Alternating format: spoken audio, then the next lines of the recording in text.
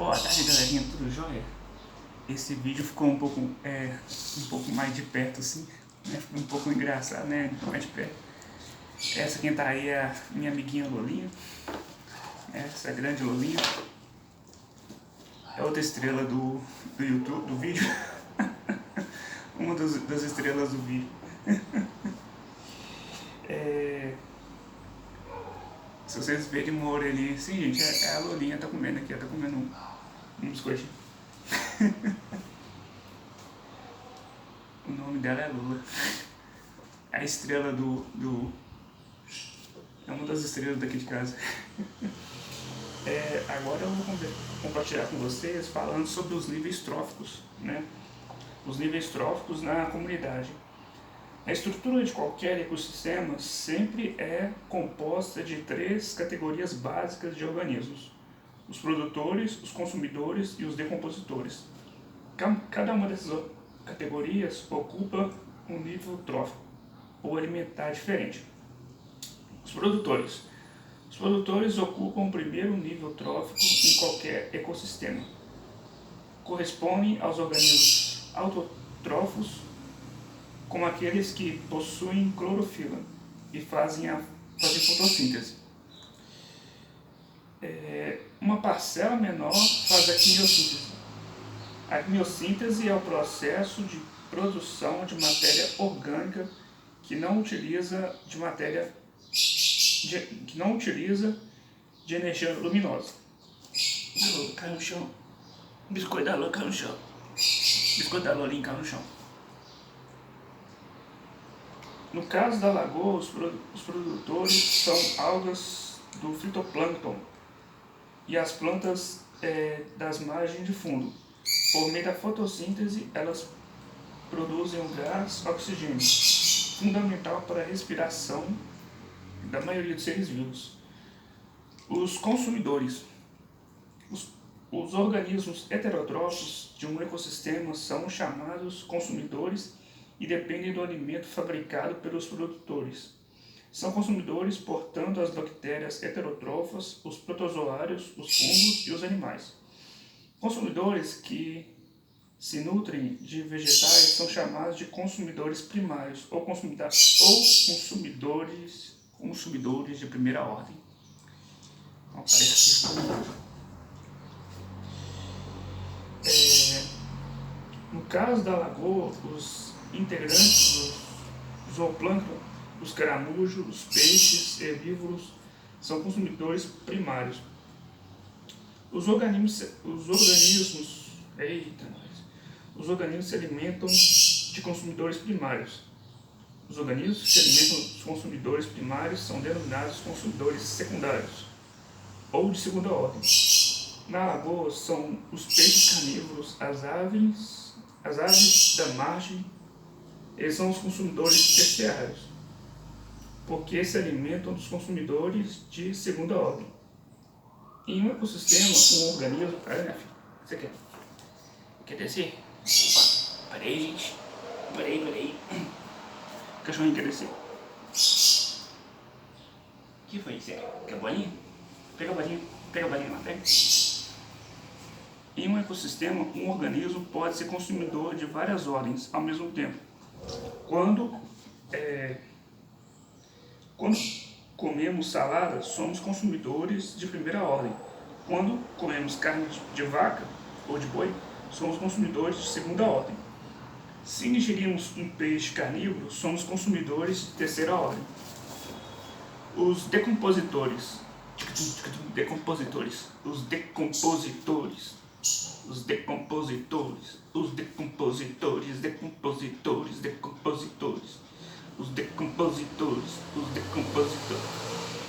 decompositores são representados por muitas espécies de fungos e de bactérias, todos heterotrófos, que se alimentam de restos de plantas, animais, outros organismos. São novamente utilizados pelos produtores. Sem os decompositores, os átomos de carbono e nitrogênio existentes nos cadáveres de animais e plantas ficariam retidos, não sendo reaproveitados no ecossistema.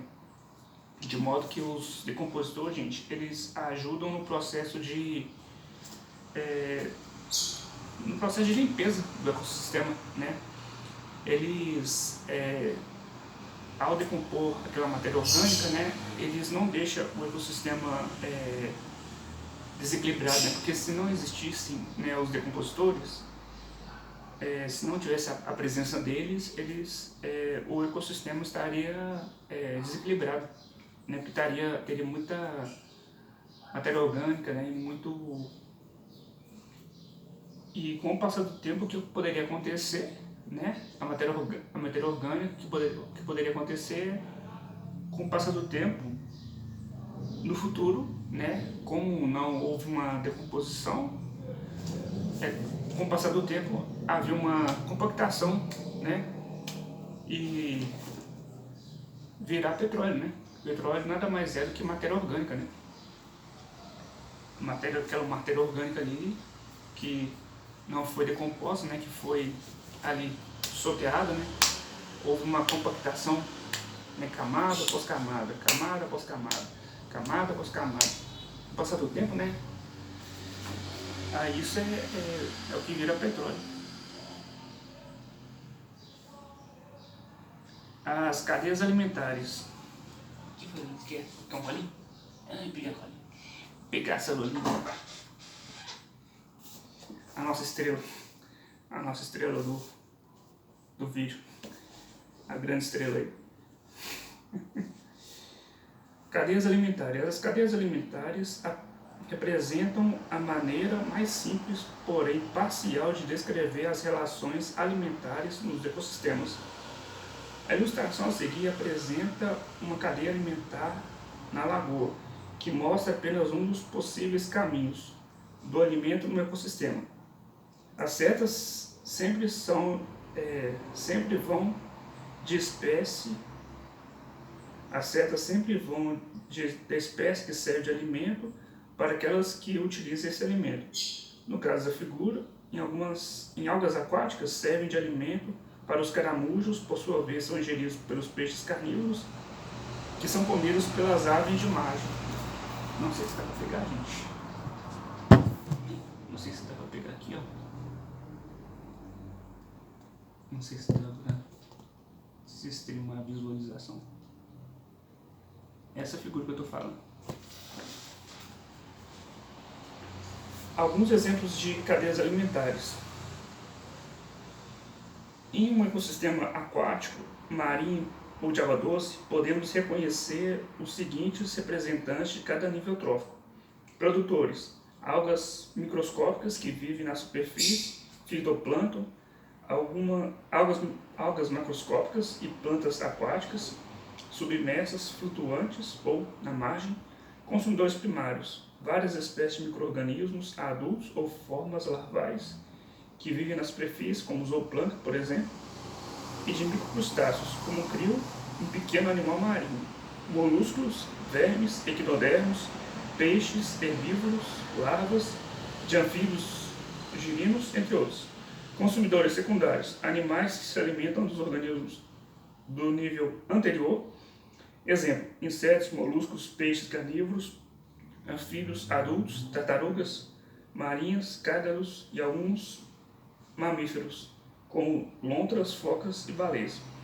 Consumidores terciários: animais que se alimentam de organismos do nível anterior, certas aves aquáticas, tubarões, lobos marinhos, orcas, são exemplos de consumidores terciários. Uma cadeia alimentar típica para o ambiente aquático de uma lagoa poderia ser representada assim: as algas que alimentam os caramujos, que alimentam os peixes carnívoros, que alimentam as aves aquáticas. Não sei se dá pra pegar, gente. E essa aqui, ó. Essa pequenininha aqui. Ui, meu Deus. Ui, ui, ui. Aí, galerinha.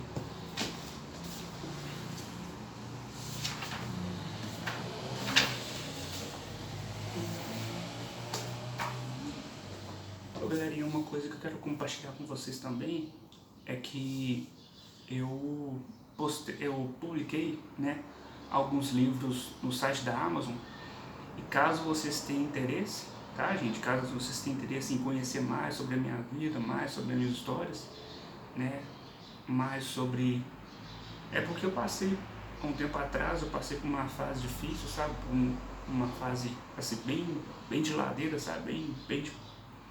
Uma fase bem pauleira, sabe? E eu achei nada melhor do que compartilhar com as pessoas, né? O que era para ser um livro, na verdade, se tornou uma coleção. Eu acabei fazendo 2 livros. Aí, o nome desse livro se chama Diário de um Jovem em Mutação. Ele está lá no site da Amazon. E eu quero agradecer, né? Eu quero aproveitar a oportunidade e agradecer imensamente ao pessoal da Amazon, né, pela oportunidade de poder publicar meu primeiro livro. O primeiro, que depois veio o segundo, que depois veio o terceiro. Que é uma coleção. E os outros 2 são a continuação do primeiro livro. Os outros 2 são... O segundo Gente, tem até um branco aqui. É que faz tanto tempo que eu publiquei. O segundo é As Batalhas de um Jovem em Mutação. É o segundo volume. As Batalhas de um Jovem em Mutação. E o terceiro volume é As Aventuras de um Jovem Autista Feliz. Porque eu também sou autista, sabe? Não parece não, mas eu sou autista, sabe? E, tipo assim, gente, eu me amo como autista, sabe? Eu me aceito como autista, eu me amo como autista, sabe? Pra mim, descobrir que eu sou autista, né? Pra mim é um prazer enorme, né? Eu me amo, me aceito, porque ser autista é o que tipo assim, eu nasci com isso, né? O autismo, ele não é uma doença, ele é uma comorbidade, né? Comorbidade é uma coisa que a pessoa nasce com ela, né? É uma característica que uma pessoa nasce com ela. E no meu caso, o autismo é uma comorbidade. Beleza, galera? Obrigado, gente. Então eu agradeço imensamente ao pessoal da Amazon, né, pela oportunidade de poder publicar esse livro, né? Obrigado.